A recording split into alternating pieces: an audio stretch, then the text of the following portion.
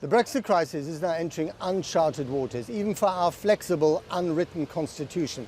It just took the Queen to give her consent, and it was done. Parliament will be prorogued or suspended for just over a month, from the second week in September until just a few days before Brexit. It's not unusual for Parliament to be suspended for a few days before a Queen's speech, when the government sets out its plans for new laws. What's different this time is the length and, of course, the questions around the motivation, in the heart of a political crisis. Rees Mogg, questioned by journalists after his meeting with the Queen, described it as a completely normal procedure. But is it? Our political editor, Gary Gibbon, is here. Is it? We were talking yesterday about how all those opposition parties were getting together, the opponents of no deal, to try to frustrate the idea of no deal using legislation. Today, what Number 10 did was effectively throw down one of those spike strips, the tyre shredders that people put down in front of that track. And as you say, they are using a long-standing convention. You suspend or prorogue Parliament when you're going to start a new session, but they are using it with specific intent. They intend to narrow the window for people they think intend to create mischief, and they think themselves are going to stretch the orthodoxies of our unwritten constitution, and probably will start doing it next week. So there is a battle on both sides now, nearly fully engaged. Next week, probably horribly, bloodily engaged. Who is currently the most destabilised by today? Well, some of the people who are planning to create mischief and frustrate no deal next week are saying this is concentrating minds wonderfully amongst, say, potential Tory rebels, who they need to come over to their side and back their legislative attempts. But I'm also talking to people who've been lobbied by Number 10, and they're beginning to buy into the argument, oh, why don't we leave this to the other side of this long suspension? There is a little window there, the other side, where maybe then, if we're not happy with what things are looking like, maybe then we could pounce. The other side is saying, no, that's too late, don't touch that option. I think another sign that things are destabilised slightly more than slightly, on the anti-no deal front, the fact that they moved to the legislative track yesterday en masse, all these parties, and today they started talking again about a vote of no confidence. The thing they were thinking probably wouldn't work. That tells you something. It also tells you that we could have a general election to add to the excitements of a day that unfolded in Aberdeenshire this morning. Into the serene calm of the Queen's Balmoral summer retreat. It really is rather gloomy today, I'm afraid. Enter a massive political storm. Rees Mogg, along with the government chief whip, were dispatched by Number 10 to get the Queen to sign off on a new parliamentary session. People might say this is an undemocratic move. So they wouldn't know what they were talking about. It's normal functioning of our constitution. It was, he said, just a new government setting out its agenda, not how others saw it. Jeremy Corbyn and the Liberal Democrat leader Joe Swinson wrote to the Queen saying, don't do it. Their letters were too late. The order had been signed. I'm sorry to have kept you Was the waiting. Queen happy to see Rees Mogg? You must ask Her Majesty that. Labour's Shadow Chancellor said this is a very British coup. Nicola Sturgeon called Boris Johnson a tin pot dictator. Critics will say this is an insult to democracy and denying the MPs the time they need to debate and possibly vote on Brexit. No, well, that is completely untrue. If you look at what we're doing, we're bringing forward a new legislative programme on crime, on hospitals, making sure that we have the education funding that we need. The Speaker, John Bercow, responded, it was blindingly obvious the intention was to stop Parliament debating Brexit and performing its duty in shaping a course for the country. Shutting down Parliament, he said, would be an offence against the democratic process. Here's the parliamentary calendar that opponents of no deal thought they were dealing with. The highlighted days show sitting days of the House of Commons. And next week, MPs who oppose no deal were hoping to force the government to cancel the break that happens for the conference season, adding even more sitting days to the tally they could play with, perhaps around 39 of them. The effect of today is to drastically reduce the number of sitting days of the House of Commons. If MPs who oppose no deal want to change the law in some way to stop no deal, they probably have just 5 days starting next week to start and finish that project. I think it's looking very difficult. There are a number of steps that would need to be taken, probably using emergency debate to take time on the floor of the House, and then all the stages of the bills in both houses, remember. So getting through the Commons and the Lords looks very challenging. He's shot their fox, probably. It certainly looks like a good way to constrain the forces who are trying to prevent a no-deal exit. There will be ample time on both sides of that crucial October the 17th summit, ample time in Parliament for MPs to debate the EU, to debate Brexit and all the other issues. Ample time. The Labour leader didn't buy that and insisted he might yet try to bring the government down with a vote of no confidence. When Parliament does meet on his timetable very briefly next week, the first thing we'll do is attempt legislation to prevent what he's doing, and secondly, we'll challenge him on a motion of confidence at some point. Wading in yet again, President Trump tweeted it would be hard for Jeremy Corbyn to seek a no-confidence vote against Boris Johnson, as Boris Johnson is exactly what the UK has been looking for and will prove to be a great one. Love UK. We do, in Her Majesty's name and in obedience to Her Majesty's commands, prorogue this Parliament to the second This was day the of last May. parliamentary ceremony proroguing or suspending Parliament ahead of the 2017 general election. It's a traditional device being used with highly political intent to gobble up parliamentary time. Proof of that, Tories lining up this summer to trash the idea, then floated by Dominic Raab. I think it would be a terrible thing if, having said that we should have more power in this country and trust our institutions more, we did, as Dom seems to be implying, and shut the doors on Parliament. That goes against everything that those men who waded onto those beaches fought and died for. And I will not have it.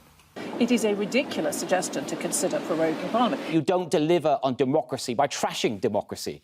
You know, we're not selecting a dictator of our country. I'm not attracted to archaic devices like proroguing. Not attracted then, seduced now.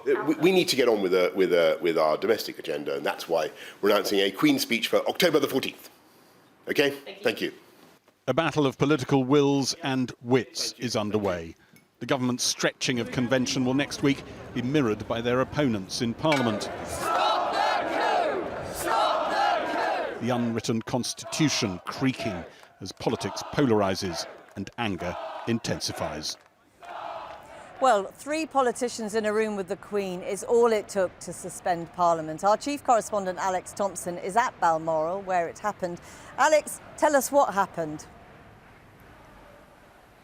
Well, yes, and in many senses what the government, what Boris Johnson is saying, that this was a routine matter, is actually true, although of course the circumstances of how it was done are anything but routine. 2 anti-Brexit protesters come all the way from Newcastle upon Tyne to protest against this this morning. But what's been going on is really a very almost perfunctory affair. The Privy Council has to have 3 people to be quorate. Obviously, the leader would be Jacob Rees Mogg as leader of the House and Lord President of the Privy Council. He would have gone in. It would have taken place in the library here at Balmoral, where the Queen conducts state business. She gets state papers most days except Mondays. They would have lit a candle, would you believe, to show that the meeting was in session. And then essentially, Jacob Rees Mogg would have read out, or one of the Privy Councillors would have read out the proclamation, effectively telling the Queen what to do. And the monarch would have said words to the effect of, "I assent." One other little detail for you. These meetings are conducted standing up on the commendable and time-tested idea that if people stand up, they fall out of love with the sound of their own voices, and meetings happen very effectively. So perhaps we could all learn something from that. At extraordinary circumstances, did the Queen have any room for manoeuvre? Short answer to that, Jackie, a flat and definite no. There's nothing like our unwritten constitution for bending the meaning and abusing what verbs stand for. So we talk about these situations of the Queen being advised about the proroguing of Parliament or assenting to it. She has very little choice in the matter. The circumstance of this prorogation may be unusual, to put it politely, and highly political, and it's fair to say that the Queen will not have seen one like this in her time on the throne. But it's also true that for the monarch to actually say no to this in any sense is simply unthinkable. People worry about our democracy, but at least is in a firmer sense of health than that. Alex Thompson, thanks very much. Well, now, in the last hour, it's emerged that the leader of the Scottish Conservative Party will resign her post tomorrow. Ruth Davidson famously locked horns with Boris Johnson during the referendum and had opposed no deal. She was also against any move to suspend Parliament. Well, our Scotland correspondent Kieran Jenkins is in Edinburgh. Kieran, we'll hear from you later about other reaction in Scotland. But first, what can you tell us about Ruth Davidson? Well, nobody really saw this one coming. Up until very recently, she was still saying she wanted to be First Minister of Scotland. A source very close to her tonight, though, denying reports that she's about to resign as the leader of the Scottish Conservatives after 8 years. We're told she'll make her position clear probably tomorrow. We don't yet know her reasons for quitting, for stepping aside. Of course, she returned to work just a few months ago after becoming a mum and taking maternity leave. There was no prospect of her talking to any media today. They were refusing all requests for interviews. But she has previously said, as you say, she would not support a no-deal Brexit. And as you say, there was no secret that she didn't see eye to eye with Boris Johnson. They clashed on the debate stage during the EU referendum. And this was how she greeted, remember, his exit from the 2016 Tory leadership contest. Ruth, are you pleased that Boris is out? I don't know. Leadership's not for everyone. Some people just haven't got it. Maybe he's one of them. Were you surprised by Michael Gove? Well, Ruth Davidson, she took the Scottish Tories into second place here in Holyrood and made gains in Westminster. That, she thought, gave her leverage. And whatever the reasons that emerged for her resignation, Boris Johnson and her were not best of friends. We don't know if it was political, if it was personal. We do know that she has become the face of the opposition to independence and Scotland, and if she does go, then Boris Johnson too will have lost a very formidable opponent. Thanks, Kieran. Now, we did, of course, ask the government to put up a minute to discuss today's suspension of Parliament, but Downing Street told us that they wanted Boris Johnson's brief clips shared by all broadcasters to speak for themselves. The leader of the opposition, Jeremy Corbyn, gave a similar television clip where he also wasn't asked a series of in-depth questions. But Labour did put up a senior minister, the Shadow Chancellor, John McDonnell. I began by asking him if the suspension of Parliament was indeed a coup. Yeah, I think it is. I think it is. Yeah, I think it is. When you have a Prime Minister... What kind of coup? It's one in which you're trying to prevent the operation of the normal democratic institutions. So I think that you would describe that as a coup, where the Prime Minister substitutes himself for the parliamentary process. They know what they're doing. Look, we knew this was coming. We've been contemplating it all through the summer and looking at what actions we can take. But they've left you just enough time, haven't they, in those 4 or 5, those days that are left, to start the kind of legislation that you might want to start to prevent a no-deal Brexit? Could be. It's incredibly tight, though, and it doesn't take much to get a bit of a filibuster in the House of Lords to prevent this sort of thing. I think what they're trying to do is most probably prevent us preventing a no-deal by shortening the parliamentary timetable and then blaming us for that. Yeah. And then maybe saying, well, we'll now have a general election, it'll be people versus Parliament, but people see through that. You're going to fall into that trap? No, not at all. What we'll try and do next week is be straight with people. We're opposed to no deal. There was a majority opposed to no deal last time we had a vote on this matter. We'll try and get legislation through that will prevent that happening. But if there is then a general election, we'll be honest with people, explain what no deal consequences are, and that's why we try to prevent it. But if you manage to pass legislation to prevent a no deal Brexit, and he then asks for a general election, triggers a general election, you'd be obliged to go along with that, wouldn't you? Well, we'll see how he poses that general election, because there's a whole range of options open to us then. The whole parliamentary process now has been opened up by Boris Johnson's intervention, which is trying to prevent democracy. And interestingly, on all sides of the House now, we're saying we're not going to have that. We will assert democratic rights of individual MPs. So what exactly is the legislative path open to you now for preventing a no-deal Brexit? OK. There are a cross-party group that are now drafting up a legislative proposal which will have a range of options in it, as far as I'm aware. Now, they'll then publish that proposal, and it will be around making sure that we're not in a situation where a no deal is forced upon us without parliamentary decision making. But you need to take control of the parliamentary timetable. It does do that, as we did before, if you remember, when there was a previous vote like this. If it did come to a general election, would you only agree to one if an extension of the Brexit deadline was a precondition? That'll be part of the debate that we have to have within Parliament itself. Do you know, by doing this, as I say, what Boris Johnson has done, he's actually re-excited MPs to say we want a democratic parliament. But if you had a general election before the Brexit deadline, the Prime Minister is in a much stronger position to unite the Brexit camp against the divided Remain camp. Well, I think, you see, even the Brexit camp now is quite split because most of them... Really? Yeah, I don't think they want no deal. They didn't, when they were campaigning in the referendum, they weren't But they'd rather have a Brexit than not a Brexit, and if that's the choice for them. I think calmer minds are coming to this matter now. The number of Conservative MPs in particular who may have voted for Brexit issues in the past in line with party policy, I think they're now saying, well, actually, we now know the consequences of a no-deal Brexit in particular, and we now know we've got a Prime Minister who'll go to the extremes of overriding Parliament to achieve that. You are 12 points behind in the opinion polls. Well, and this is an open goal. Well, let's see for the Labour Party, and you're not scoring. Well, let's have a look at the trends in those polls, because we were either neck and neck with the Tories or just ahead in recent polls. Boris Johnson comes along. You'd expect a Prime Minister to get a new Prime Minister to get a huge bounce. He didn't. He got less of a bounce than Theresa May. But isn't the truth this, John McDonnell, that the Remain side, especially your party, is very divided? And the Brexit side is divided between the Brexit party and the Tory party, and those divisions are being negotiated away every single day. Well, isn't it interesting? Jeremy Corbyn convened a meeting yesterday of all the opposition parties, and he united the opposition to this government around opposition to no deal. This is after weeks of opposition about whether he should be caretaker Prime Minister. It needed that discussion to take place, and he did it. He's united the opposition around the fact that he shouldn't be Prime Minister. No, he's united the opposition yesterday about finding a parliamentary mechanism to block a no deal. We've got a joint endeavour now. What's interesting, it then split the Conservative Party. Final question. You're not known as one of the most devout monarchists in the country. Do you have any sympathy for the Queen? Yes, I do. Look, I've always had a lot of respect for the Queen. I've always expressed that. I'm not a monarchist, I'm a Republican.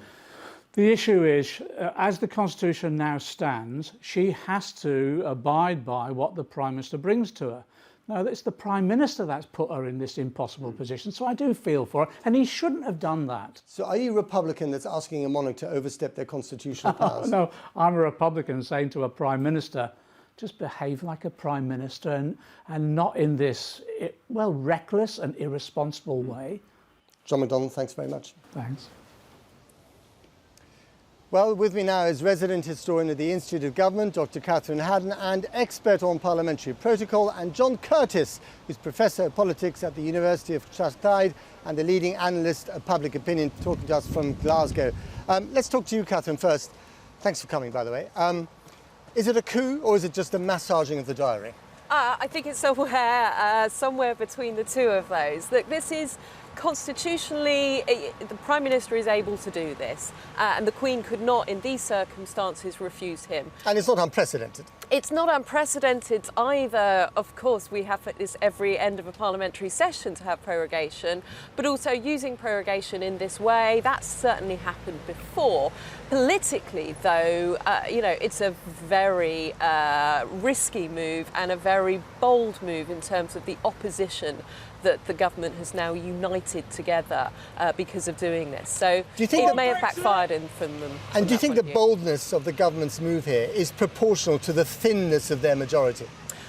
That's difficult to judge. I mean, clearly you have a government now that is more willing to take these riskier manoeuvres. There's been a lot of talk over the whole of the summer about what they might try and do and the different manoeuvres that they do. There's still more talk today about even bolder things that they might do, of calling multiple bank holidays to try and get through the time between now and October the 31st. So I don't think this will be the last of those sort of risky, bold manoeuvres that the government So what are the various options at the opposition's disposal now? Well, what we're all looking for is what happens next week when Parliament returns, and we think most likely is they'll try to bring some kind of legislation. First of all, try and get control of the parliamentary agenda, and then try to bring some kind of legislation. And given the mood of the Speaker today, I suspect that he will be very much on side of those MPs who are trying to take control again in the way that they did in the spring.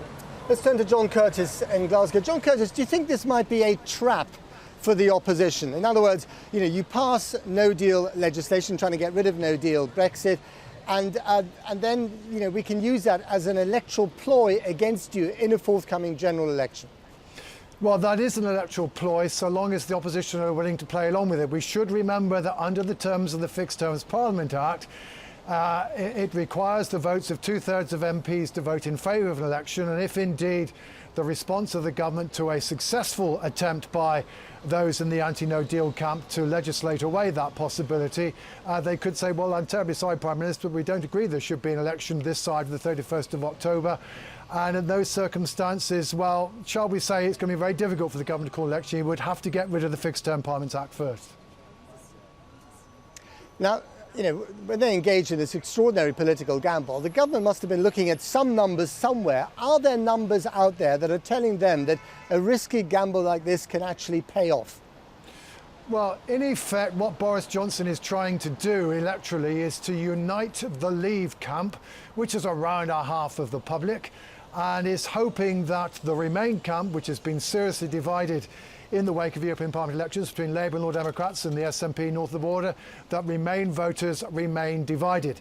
So far, he's had some success. Basically, since the end of May, support for the Brexit party has gone down by around 5 or 6 points. Support for the Tories has gone up by 5 or 6 points. And essentially, what one has to remember is that those people who voted for the Brexit party are indeed the one section of our electorate who are overwhelmingly in favour of leaving without a deal. And that's the group he's hoping to win over. And certainly insofar as you're suggesting there's a trap, yes, the risk the Remain side face is that if they do precipitate a general election, that Mr Johnson will be able to unite the Leave vote and the Remain vote remains divided. But that said, remember what Nigel Farage said yesterday. The condition for the Brexit party to be willing to, as it were, not stand and not compete against Mr Johnson is that he leaves without a deal. Now, at the moment, that's not the government's position. One of the other things that I think we discovered today is that insofar as the Prime Minister is still minded to try and get a deal, he now sees the Council in mid-October as a suitable date. Quite a few of those Brexiteers who are applauding his manoeuvre today are also still saying, but getting rid of the Northern Ireland backstop would not be enough for us to vote for Mr Johnson's deal. OK. Catherine, to you, I mean, are we setting ourselves up for what we said at the beginning of the programme might be a major constitutional crisis? Parliament against the government, with the people and the referendum being used as the kind of key bargaining chip? I think we're already into that situation of Parliament versus the executive, definitely. Whether or not this blows up into a full-blown constitutional crisis, I mean, that's the point at which things start to break down in terms of the constitution. We're not there yet. We're not yet there. We're in a political crisis, we're in a national crisis, but we've been in one for some months. Catherine Haddon, John Curtis, thank you very much to both of you. So does all this talk of prorogation and constitutional crisis mean that anything outside Parliament? So far, more than 500,000 people have signed an online petition demanding a halt to moves to suspend Parliament, while at least a dozen protests have been organised up and down the country, from Edinburgh in the north to Brighton in the south. Our Home Affairs correspondent Darsha Soni has been talking to voters in Dudley North, one of the most marginal seats in the country. We're not going to wait until October the 31st before getting on with our plans to take this country forward. And that's why we are going to have a Queen's speech, and we're going to do it on October the 14th. Wednesday is the most popular market day here in Dudley. Marlene Whittingham and Barry Thompson had just finished their weekly ballroom dancing session when they heard news of Boris Johnson's announcement. You support what Boris Johnson is doing? Yes. They're talking today about him possibly suspending Parliament, though. Are you worried about that? No, because he's got to do that to stop Mr Corbyn vote to no confidence. So he wants to stop him coming out without a deal. Well, come out, whatever. It'll be interesting what the Queen says anyway.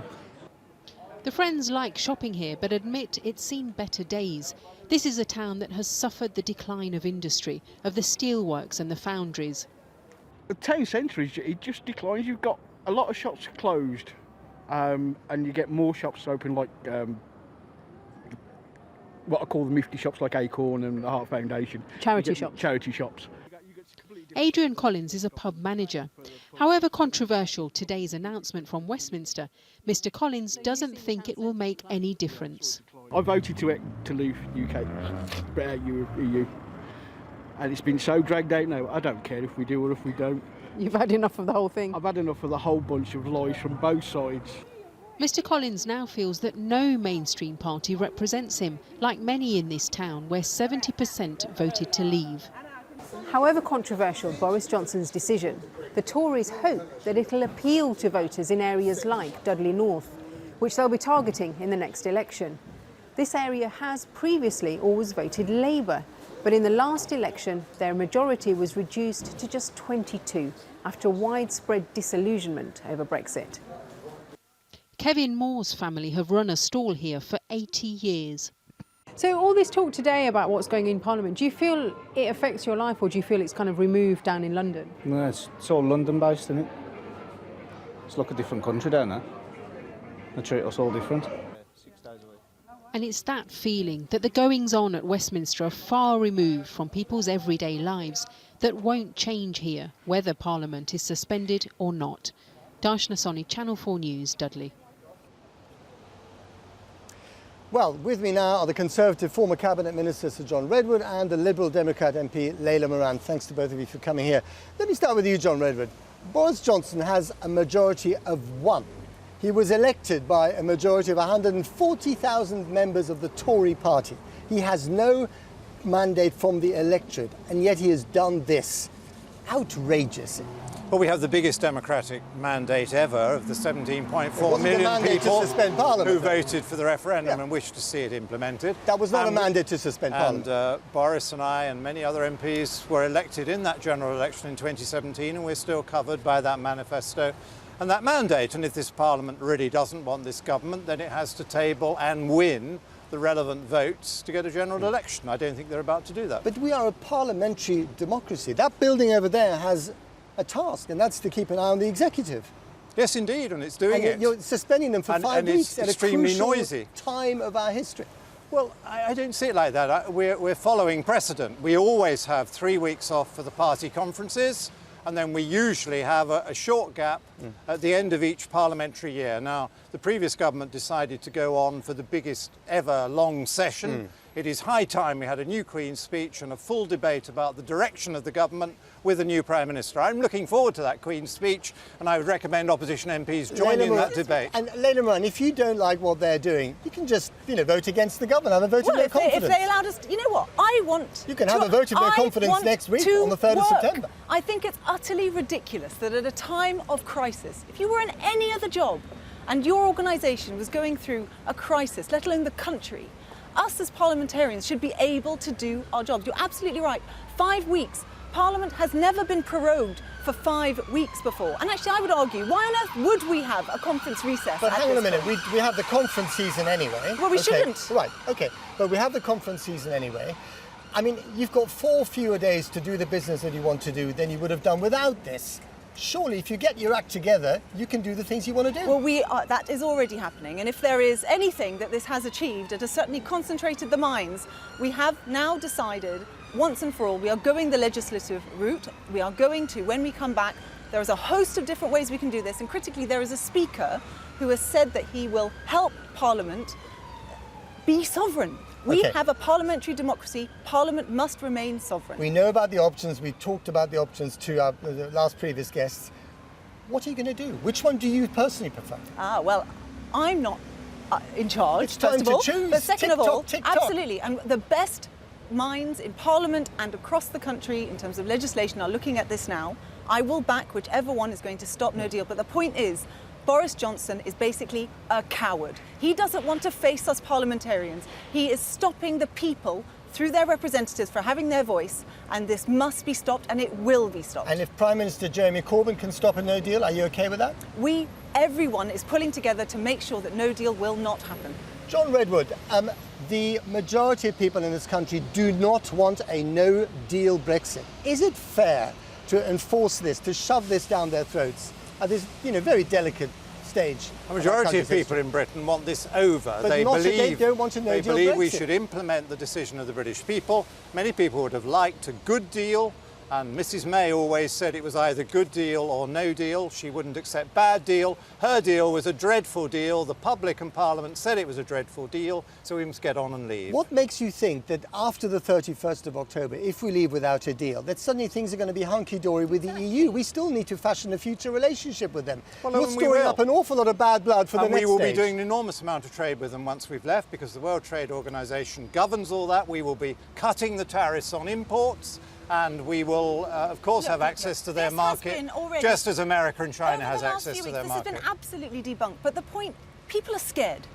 A no-deal Brexit has real consequences, particularly for the most vulnerable. We're talking about food shortages, medicine shortages. This is completely wrong. This is the government that has said this, the same government that is proroguing us, and we can't scrutinise that. There will be plenty of food imported and plenty of domestic food. We protect people, and the people who are meant to do that are us parliamentarians, and we are being shut up by this government. It's unacceptable. If I may, this could also be aimed at Brussels, could it not? Because Brussels has always thought that there's some wiggle room with Parliament that could get no deal, make no deal go away. If they're now told actually Parliament can't do it, then they might be forced to compromise on their own position with this. You don't believe it? Is that the way this government is playing it? Well, I'm sure the government using Parliament as a pawn in its negotiations with Parliament Brussels. as a pawn, but the government is very strongly saying to the EU that you could improve on a no-deal Brexit, and why don't they now make actions to do so? Because they've served up a dreadful withdrawal agreement which doesn't get us out, which takes our money and doesn't allow us to be an independent country. They either improve on that or we just leave. OK. John Redwood, Leyla Moran, got to leave it there. Thank you very much. Let's go to Jackie at number 10. Jackie. Well, welcome back to Downing Street. There's no noise at all from number 10, but at the gates of Downing Street there have been hundreds of protesters gathered for the last 3/4 of an hour, singing to the tune of Oh Jeremy Corbyn. They seem to be singing Get Rid of Boris. They've been there now for about 3/4 of an hour, no sign of them going home. Well, back to Scotland now, where First Minister Nicola Sturgeon has described this as a dark day for democracy, saying Boris Johnson was acting more like a dictator than a Prime Minister. Our Scotland correspondent Kieran Jenkins spoke to her earlier, and he also caught up with the Scottish Secretary, Alistair Jack. Kieran joins me now from Edinburgh. Kieran, what did they tell you? What can you tell us? Well, just to reprise that breaking news, first of all, that Ruth Davidson's closest aides say she is set to resign as... Ruth Davidson's closest aides not denying she is set to resign as Scottish Conservative leader. And one reason, of course, that she's been unhappy was the sacking of her ally, David Mundell, as Scottish Secretary. And right on cue today, his replacement popped up in Edinburgh, very much on message with Boris Johnson in terms of the reasons put forward for suspending Parliament. The Speaker of the House of Commons says that this is a constitutional outrage. Do you agree with him? Absolutely not. We're giving plenty of time to debate it. We need to have a Queen's speech. We have a new Prime Minister. He needs a new legislative programme. Why is Thank he you wrong? very He's much. the arbiter of our democracy. Mr. Jack, no, that's not an answer to the question. I'm afraid that's not good. That's not an answer to our question, Mr. Jack. Plenty of time. Well, the Scottish Secretary wasn't hanging around to define that. But as for MPs' hopes of blocking no deal in Parliament, Scotland's First Minister Nicola Sturgeon told us she wasn't convinced there was now time to pass the necessary legislation. And what she wasn't doing today was using this moment to suggest a different route to independence. But we do now appear to be in a more treacherous phase in terms of relations between Holyrood and Westminster. And I asked Scotland's First Minister if she took Boris Johnson at his word that suspending Parliament was not about scuppering moves to stop no deal. You know, let's be blunt and frank about this. Closing down Parliament in order to force through a no-deal Brexit that everybody knows is going to do deep and lasting damage to people the length and breadth of the UK is not democracy. it's dictatorship. And if the House of Commons doesn't come together next week to stop Boris Johnson in his tracks, then today will go down in history as the day any semblance of UK parliamentary democracy dies. I can tell you that opponents of no deal aren't waiting around either. Here in Edinburgh, there's already a court case set for next week that has the support of 70 cross-party MPs. That was to try and use the Scottish court to prevent Boris Johnson from suspending Parliament. Now it's become a case to try and get him to unsuspend Parliament. I'm joined here by Joanna Cherry QC as the lead petitioner in that case. We'll talk about that in a minute. But first of all, Ruth Davidson, Scottish Conservative leader, looks like she's set to resign, and you lose perhaps one of your most formidable opponents to Scottish independence. Well, I do rather wonder now who will lead the campaign against independence in the coming referendum. But what I would say about Ruth Davidson's impending resignation is that if Ruth is not prepared to tolerate government by Boris Johnson, then why should the people of Scotland tolerate government by Boris Johnson? But the thing you need to understand about Ruth Davidson, she's in a very difficult position because she's failed to represent the views of Scotland, which voted 62% to remain. She's failed to represent the views of her constituents in Edinburgh Central, and I represent part of Edinburgh Central and Edinburgh South West. 75% Remain vote in Edinburgh, and I can tell you from the reaction I've been getting on the streets of Edinburgh today and in my email inbox, people in Edinburgh are very angry about this prorogation, and people in Edinburgh who would not have contemplated voting for independence 5 years ago now want an independence referendum and want to vote for independence. We don't know her reasons for stepping down, but it does make your job a bit easier, doesn't it, if she's not around to oppose independence, certainly not in the capacity that she was before? Well, I don't think it was a one-woman job opposing independence. Ruth Davidson certainly is a politician with formidable qualities. Well, she cut the number of seats you would have won here otherwise. Well, which is a way. And she took rather a lot of seats away from the SNP at the last general election. First of all, she replaced the Labour Party as the official opposition here. The SNP still have more than twice as many seats as her here, and we're only 1 or 2 seats short of a majority here. And of course, there's a by-election in Shetland tomorrow where it looks like there might be a major upset. Insofar as Westminster is concerned, she did win seats back off us, but we still have more seats than all the other parties put together. But we're running out of time, so let me just ask you about your court case. You think you can unsuspend Parliament through the Scottish Parliament hasn't been suspended yet. That's planned for the week after next. But we've already got a court action before the courts. It was due to be heard next Friday. We've filed today for an urgent motion to get the court to hear the case tomorrow or Friday to suspend the effect of today's decision. You're reacting to events here, aren't you? Do you think that basically you've been outmanoeuvred? Well, I don't think we've been outmanoeuvred. I think the British government have been disingenuous. Part of their defence to our action when we filed it a month ago was that the question was academic, so they've been disingenuous. I'm confident we've got reasonable prospects of success tomorrow or Friday.